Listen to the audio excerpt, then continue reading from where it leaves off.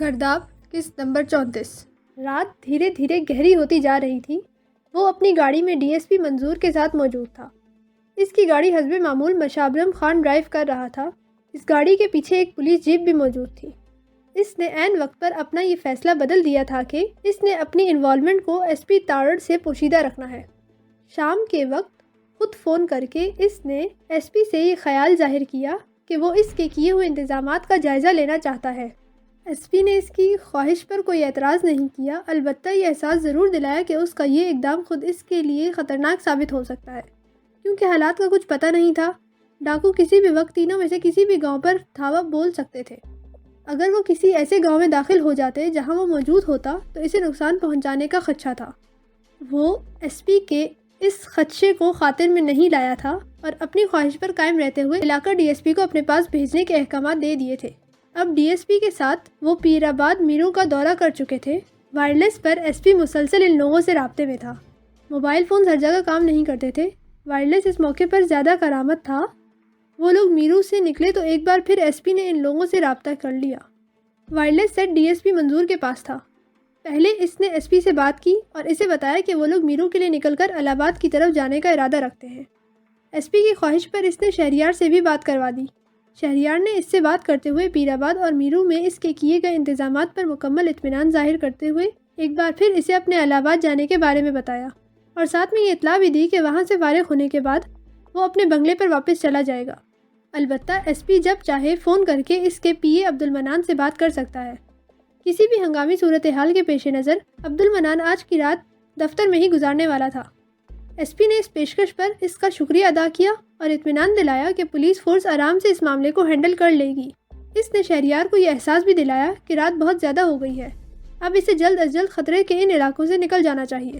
جواباً اس نے S P کو بتایا کہ دورے کی اصل وجہ کو چھپانے کے لیے اسے دونوں گاؤں میں علاقے کے مسائل سننے پر کچھ وقت صرف کرنا پڑا تھا، اس لیے اندازے سے زیادہ وقت لگ گیا، لیکن اب الہ آباد میں وہ زیادہ وقت نہیں لگائے گا۔ اس ساری گفتگو کے بعد ایس پی اور ان کے درمیان رابطہ منقطع ہو گیا۔ وہ گمبھیر سنجیدگی سے مشابرم خان سے بولا، الہ آباد جانے کی ضرورت نہیں مشابرم خان، گاڑی ضلع سے باہر جانے والی سڑک پر لے لو۔ اس کے ساتھ بیٹھا ڈی ایس پی اس حکم پر چونکا اور سوالیہ نظروں سے اس کی طرف دیکھنے لگا۔ الہ آباد میں پولیس فورس کے لوگ موجود ہیں اور مجھے یقین ہے باقی دونوں جگہوں کی طرح وہاں بھی اچھا انتظام ہوگا۔ اس وقت ہم الہ آباد جانے کے بجائے وہاں جائیں گے جہاں ہماری ضرورت زیادہ ہے۔ تو پھر میں ایس پی صاحب کو پروگرام کی تبدیلی کے بارے میں انفارم کر دیتا ہوں۔ انہیں آپ کی طرف سے بہت فکر تھی، اس لیے انہوں نے مجھ سے کہا کہ آپ کی ساری موومنٹ سے انہیں باخبر کر دوں۔ ڈی ایس پی نے وائرلیس کی طرف ہاتھ بڑھائے، لیکن میں اپنی موومنٹ سے بے خبر رکھنا چاہوں گا۔ اگر آپ میرا ساتھ دیں تو بہت فائدے میں رہیں گے۔ آخر آپ کو بھی ایسے کارناموں کی ضرورت ہوگی نا جس کے بعد آپ کا ڈی ایس پی سے ایس پی بننے کا سفر آسان ہو جائے۔ اگر آپ ایس پی صاحب کے احکامات کی تعمیل میں لگے رہے تو آپ کا ریکارڈ ایسے کارناموں سے خالی ہی رہے گا، اس لیے بہتر ہے آپ میری بات مان لیں۔ ڈی ایس پی کا وائرلیس کی طرف بڑھتا ہاتھ تھام کر وہ معنی خیز لہجے میں بولا، میں آپ کا مطلب سمجھا نہیں سر۔ وہ اس کی بات پر مزید الجھا، میرا مطلب بہت واضح ہے، میں چاہتا ہوں جو ڈرامہ آپ کے ایس پی صاحب نے رچایا ہوا ہے میں اور آپ اس سے بے وقوف نہ بنیں، اس جگہ پہنچ جائیں جہاں اصل کھیل کھیلا جا رہا ہے۔ اب تک میں آپ کے ساتھ ادھر ادھر گھومنے میں وقت برباد کرتا رہا ہوں، وہ اس لیے کہ مجھے اس ڈرامے میں انوالو کرنے والوں کو یقین آ جائے کہ میں ان کے بنائے ہوئے پلان سے بے وقوف بن گیا ہوں، لیکن میں بے وقوف نہیں بنا، یہ ان لوگوں کو جلد پتہ چل جائے گا۔ بس اس کے لیے آپ کے تھوڑے سے تعاون کی ضرورت ہے، یقین جانیے اس تعاون کے نتیجے میں آپ نقصان میں نہیں رہیں گے۔ وہ دھیرے سے ڈی ایس پی کو سارا پلان سمجھانے لگا۔ آج شام ہی انور نے اسے فون پر اطلاع دی کہ 2 بڑے لوڈر کے ذریعے لکڑی اور کھالیں باہر کی طرف لے جائی جا رہی ہیں۔ اپنے دعوے کے مطابق وہ واقعی کارآمد ثابت ہوا تھا اور عین وقت پر ایک اطلاع فراہم کر کے وہ ایس پی کی چال میں پھنسنے سے بچ گیا۔ انور کی کال کے بعد وہ اچھی طرح سارا معاملہ سمجھ گیا، لیکن ایس پی کو بدستور یہ تاثر دیتا رہا کہ وہ اس کے پھیلائے ہوئے جال میں پھنس چکا ہے۔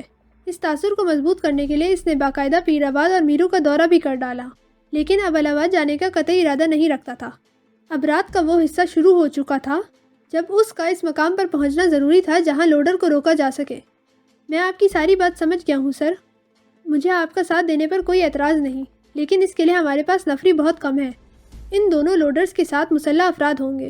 لوڈرز کو روکنے کے لیے ان افراد سے نمٹنے کے لیے ہمیں زیادہ نفری کی ضرورت ہوگی۔ ساری بات سن کر اپنی رضامندی ظاہر کرنے کے ساتھ ڈی ایس پی نے ایک اہم مسئلے کی طرف بھی توجہ دلائی۔ اسے معلوم تھا DSP راضی ہو جائے گا، حالانکہ اسے یہ بھی اندازہ تھا کہ اب تک وہاں جو کچھ ہوتا رہا اس سے DSP مکمل طور پر ناواقف نہیں ہوگا۔ وہ جانتا ہوگا کہ یہاں سے لکڑی اور کھالوں کی غیر قانونی اسمگلنگ ہوتی رہی ہے، لیکن کچھ نہ کچھ حصہ لے کر چشم پوشی اختیار کر لیتا ہوگا۔ پر اب اس نے جو آفر کر دی وہ زیادہ بڑی تھی۔ اس کی پشت پناہی میں وہ یہ کارروائی کرتا تو خود اپنے اوپر والوں کے عطاب سے محفوظ رہتا اور مفت کا کارنامہ اس کے حصے میں لکھ دیا جاتا۔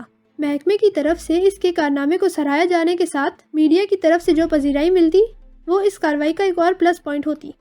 نفری کی طرف سے آپ فکر نہ کریں، نور کوٹ کے تھانے میں کچھ عملہ کسی ہنگامی صورتحال کے لیے میں نے تھانے میں رکھنے کی ہدایت دی تھی۔ وہاں ایک آدھ کانسٹیبل کو چھوڑ کر ہم باقی بندوں کو اپنے ساتھ لے جا سکتے ہیں۔ بس اتنا انتظام کرنا ہوگا کہ کسی کو ان بندوں کا ہمارے ساتھ جانے کا فوری طور پر علم نہ ہو سکے۔ اس کے لیے میں نے سوچ لیا ہے کہ وقتی طور پر تھانے کے فون کے تار کاٹ دیں، جب وہاں سے کسی کا رابطہ ہی نہیں ہوگا تو پھر یہ بھی نہیں پتہ چل سکے گا کہ ہمارے ساتھ کوئی گیا ہے۔ وہ پورا پلان ترتیب دے چکا تھا۔ DSP اس کی ہدایت کے مطابق عمل کرتا چلا گیا۔ یہ ابھی آپ ریکارڈنگ نہیں کر رہی ہوں۔ اچھا، تیز ہو گئی نا اسپیڈ۔ جلد وہ لوگ سارے انتظامات کر کے اس مقام پر پہنچ گئے جہاں انہیں لوڈرز کو روکنا تھا۔ اس بار وہ پہلے کے مقابلے میں زیادہ پوری امید تھا۔ ان کے ساتھ موجود پولیس کے نوجوان نے سڑک پر رکاوٹیں کھڑی کر دیں۔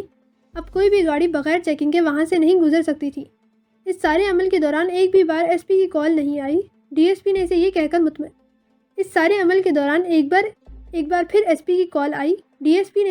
کر مطمئن کر دیا کہ AC صاحب تھک گئے ہیں، اس لیے الہ آباد کا دورہ کیے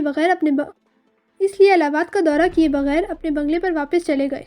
خود اپنے بارے میں اس نے یہ بتایا کہ وہ ارد گرد کے کسی تھانے میں موجود رہے گا۔ جیسے ہی کہیں ڈاکوؤں کی آمد کی اطلاع ملی، اپنے ساتھ موجود سپاہیوں کو لے کر وہاں پہنچ جائے گا۔ اس بات کے بعد دوبارہ SP نے رابطے کی زحمت نہیں کی۔ وہ لوگ پورے اطمینان کے ساتھ اپنا کام کر رہے تھے۔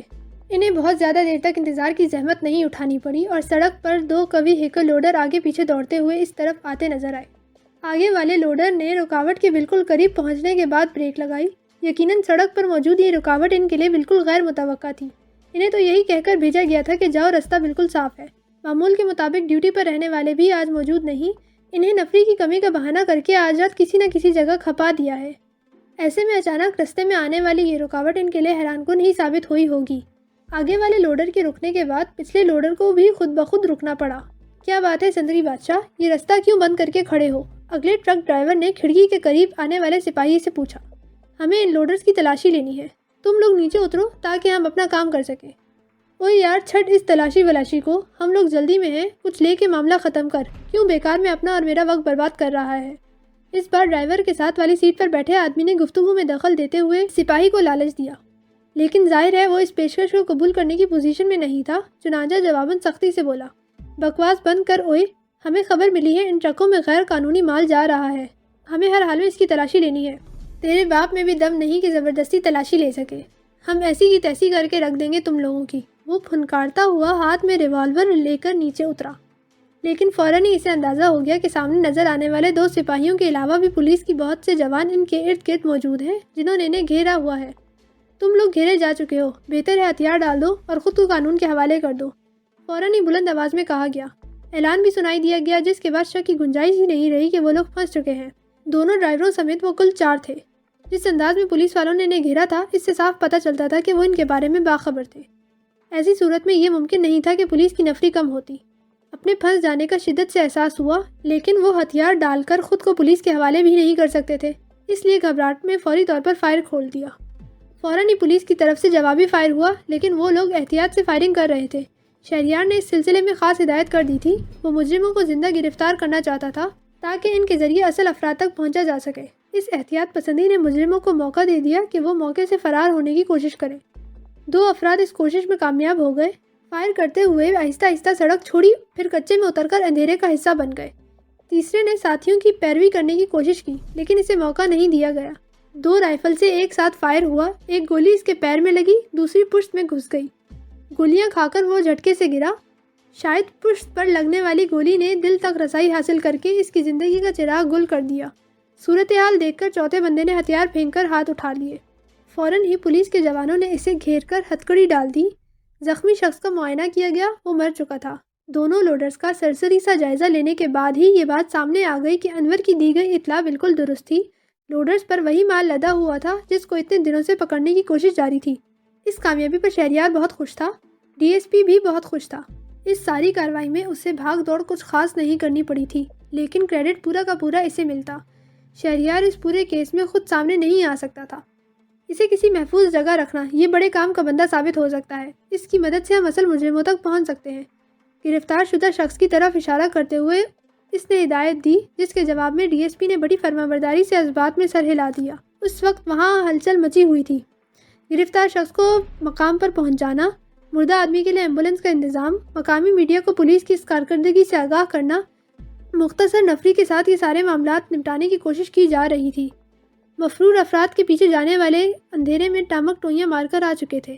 ان افراد کے فرار ہو جانے کا ایسے افسوس تھا، لیکن جتنی بڑی کامیابی ملی تھی اس کے مقابلے میں یہ چھوٹا سا نقصان برداشت کیا جا سکتا تھا۔ اس قسم کے آپریشنز میں ایسی چھوٹی موٹی کوتاہیوں کا مارجن رکھنا پڑتا ہے۔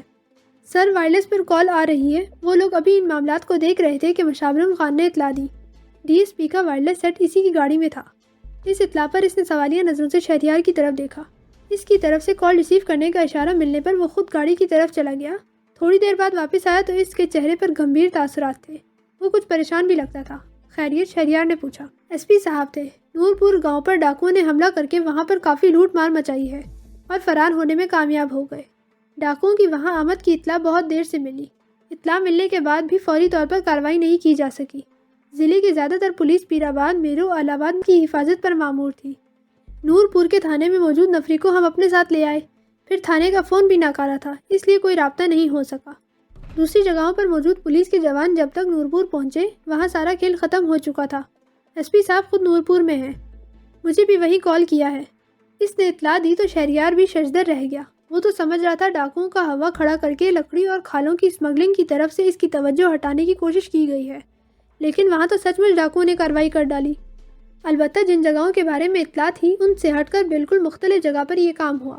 اب یہ نہیں معلوم تھا کہ ان ڈاکوؤں کو پولیس کے بیٹھے ہونے کی خبر مل گئی اس لیے انہوں نے اپنا رخ بدل لیا، یا اصل ڈرامہ ہی اس طرح پلان کیا گیا۔ یہ بات کوئی بعید از امکان نہیں تھی۔ ڈاکوؤں کے حملے کا ڈرامہ سچ مچ اس کی توجہ ہٹانے کے لیے کیا گیا تھا اور اس ڈرامے کو حقیقت کا رنگ دینے کے لیے نورپور کو ٹارگٹ بنایا گیا ہو۔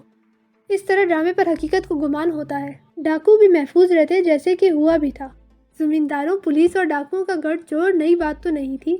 تینوں گروہوں کے لوگ آپس کے مفاد کی خاطر ایک دوسرے کی مدد بوقت ضرورت کرتے رہتے تھے۔ آپ نے ایس پی صاحب کو یہاں کی صورتحال کے بارے میں آگاہ کیا؟ لمحے بھر میں یہ ساری بات سوچنے کے بعد اس نے ڈی ایس پی سے پوچھا۔ نو سر، وہ اتنی جلدی میں تھے، اپنی بات کہہ کر رابطہ ختم کر دیا، مجھے کچھ کہنے کا موقع ہی نہیں ملا۔ انہیں آپ کے بتائے بغیر بھی تھوڑی دیر میں معلوم ہو جائے گا۔ بہتر ہے اس تھوڑی سی مہلت سے فائدہ اٹھا کر آپ اپنا کام مکمل کریں۔ میں خود اپنے ڈرائیور کے ساتھ نورپور کے لیے روانہ ہو رہا ہوں۔ آپ سے اس بارے میں کسی بھی قسم کی جواب دہی کی جائے تو آپ کہہ سکتے ہیں جو کچھ بھی کیا گیا اسی صاحب کے کہنے پر کیا گیا۔ آپ کے نورپور نہ پہنچنے کی وجہ میں خود ایس پی صاحب کو بتا دوں گا۔ وہ تیز تیز قدموں سے چلتا اپنی گاڑی کی طرف بڑھ گیا۔ اس نے اپنی گاڑی کو ہوائی جہاز بنا دیا۔ فراٹے بھرتی ہوئی گاڑی جس تیزی سے نورپور کی طرف دوڑ رہی تھی، اس کا ذہن بھی دوڑ رہا تھا۔ وہ اندازہ کر سکتا تھا کہ کچھ دیر پہلے جو کچھ ہوا اس پر ایس پی صاحب بری طرح تل ملائیں گے۔ بہرحال وہ انہیں ذکر تو پہنچا ہی چکا تھا۔ اب دیکھنا یہ تھا کہ گرفتار شخص کن ناموں کی نشاندہی کرتا ہے۔ اپنی اس کامیابی کے ساتھ ساتھ اسے نورپور کی فکر بھی ستا رہی تھی۔ اس چھوٹے سے گاؤں میں ڈاکوؤں نے نہ جانے کتنی تباہی مچائی ہوگی۔ غریب دیہاتیوں کو پہنچنے والے نقصان کے خیال نے اس کی کامیابی کی خوشی کو ماند کر دیا تھا۔ میرے بچوں، یہ حربے نہیں ہیں، یہ حربے یہود اور نصاری بھی ہم پر آزماتے رہے ہیں۔ تعلیم، خوراک اور صحت کے نعرے لگاتے ہوئے آتے ہیں۔ انسانی ہمدردی کی آڑ میں معصوم لوگوں کو قابو کر کے انہیں اپنا معمول بنا لیتے ہیں۔ ان کفار کا مقصد ہمارے لوگوں کے عقائد بدل کر انہیں اپنے مذہب میں شامل کرنا ہوتا ہے۔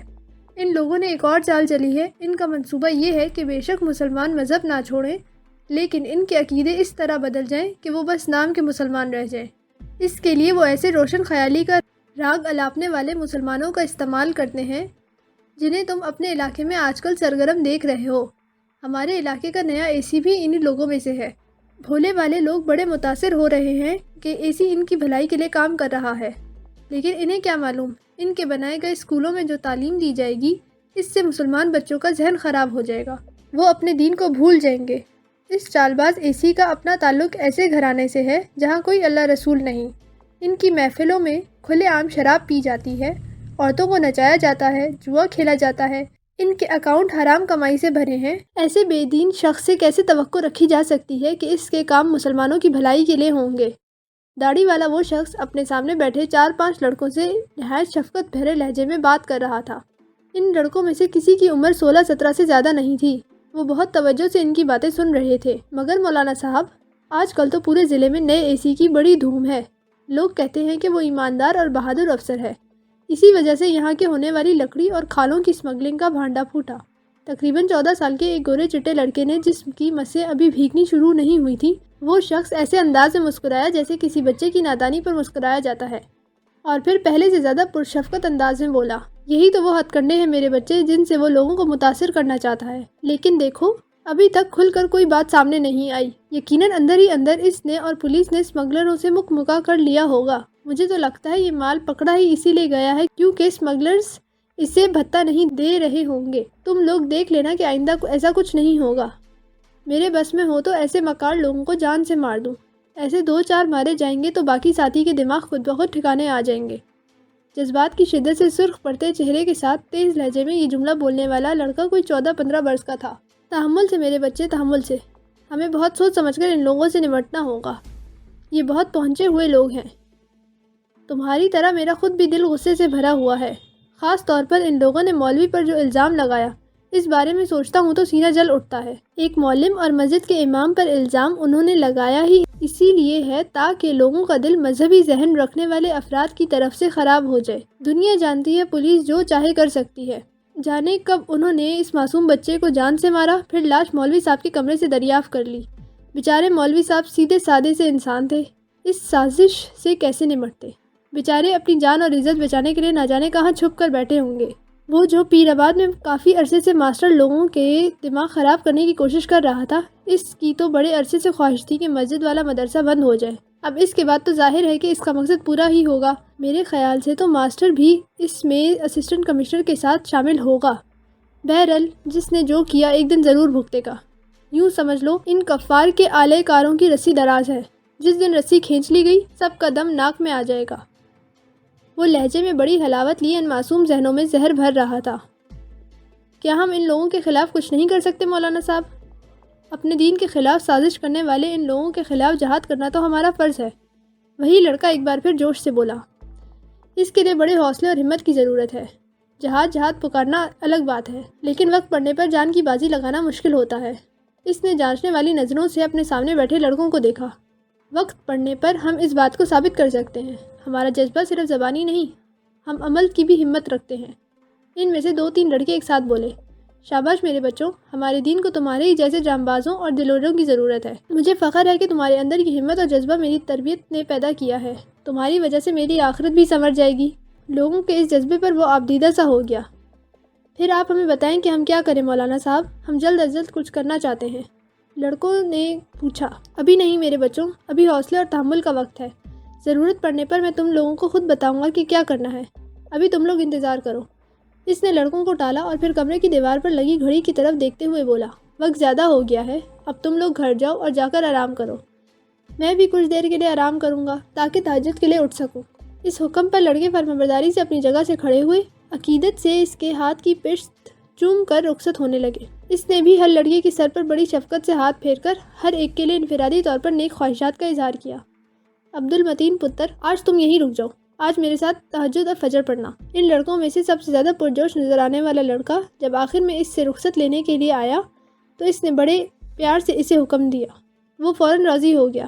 اپنے استاد کی حکم کی تعمیل کرنا تو اس پر فرض ہے، اور پھر ان کے ساتھ عبادت میں شریک ہونا بھی ایک سعادت تھی جس سے وہ کبھی کبھی کسی لڑکے کو نوازتے تھے۔ اس رات عبد المتین کو نہ صرف یہ سعادت نصیب ہوئی بلکہ ایسا بہت کچھ سننے کو ملا جس کو سن کر اس کے جلتے سینے میں طوفان سا اتر آیا۔